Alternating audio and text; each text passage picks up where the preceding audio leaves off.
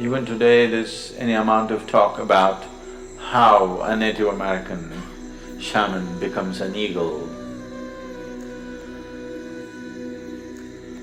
Here, the occult scientists evolved other kinds of method.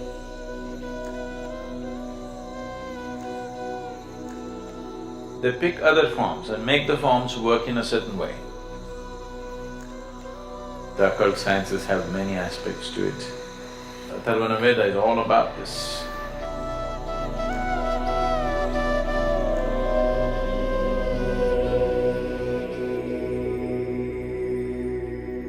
In Native American cultures, they believe animal spirits play a role in human life. What is your understanding of the nature of the relationship between human energy and animal energy?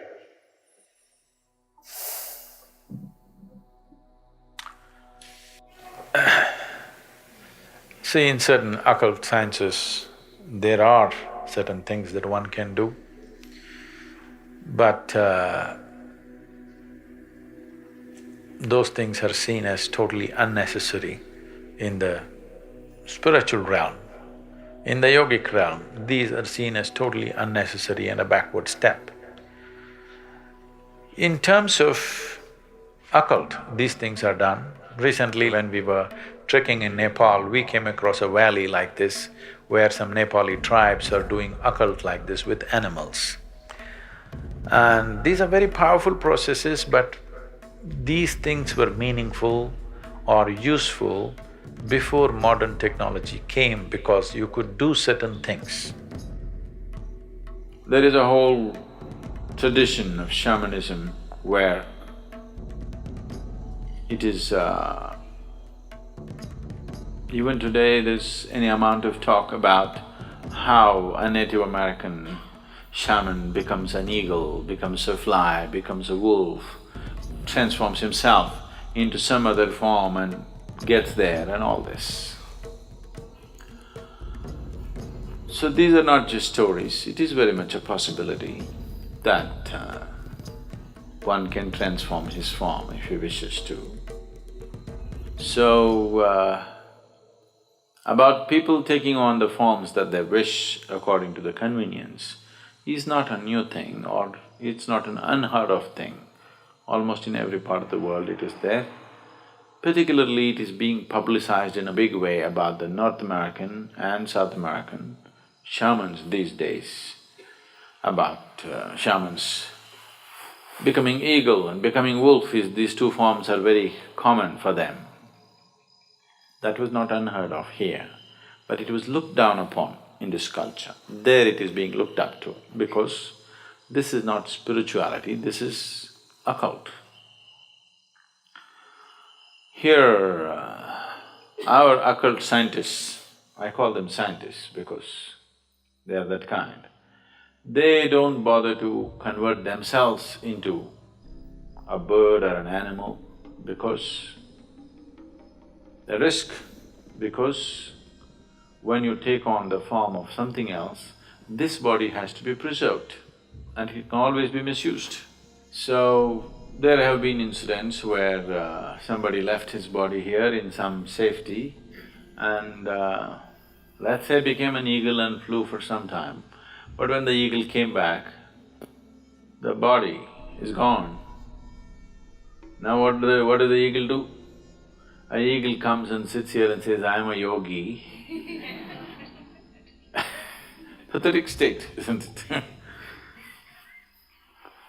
Because you cannot fly, you think being an eagle is a big thing. Being an eagle is not a big thing. Though he flies high, he's only looking down all the time. It's better to sit here and look up rather than go up and look down. Really. So, here, the occult scientists evolved other kinds of methods.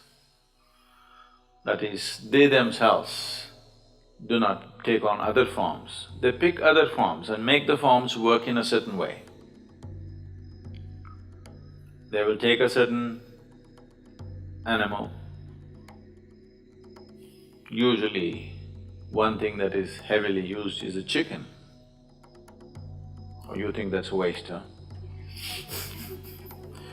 You know, the chicken has to be young and vibrant chicken, uncooked.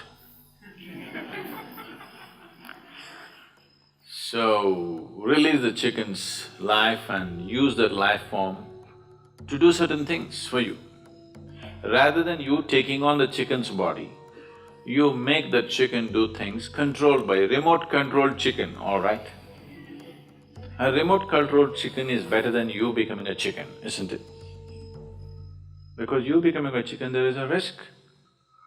You left your body and you went out as a chicken and tried to do something and you've become somebody's tandoori.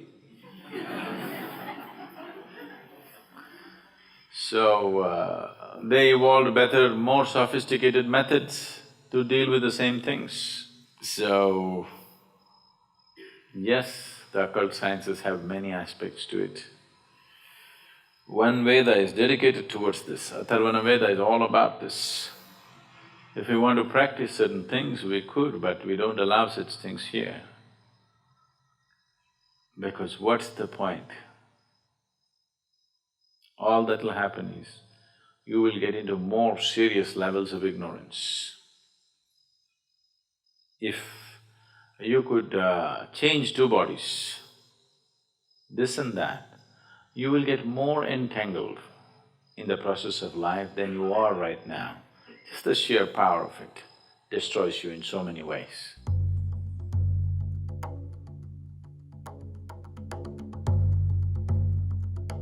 Occult was a very useful process when there was no modern technology.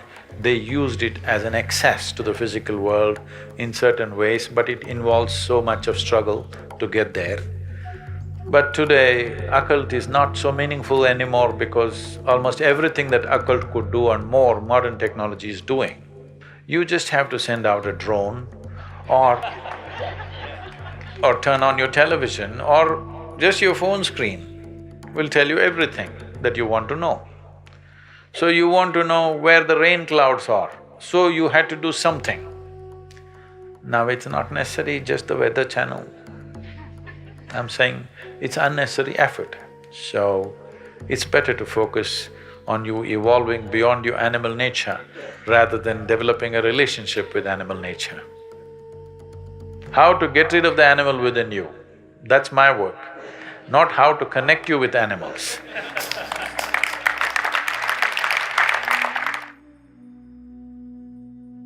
The corpses walk in the tantric rituals. When somebody dies or when somebody is certified dead by your doctor, he's not completely dead. Up to 5 to 7 minutes, it's behaving as if it's alive and then falls dead, exhausts itself. So it's based on this, that when somebody dies, there are rituals in India. Up to 14 days, there are various kinds of rituals.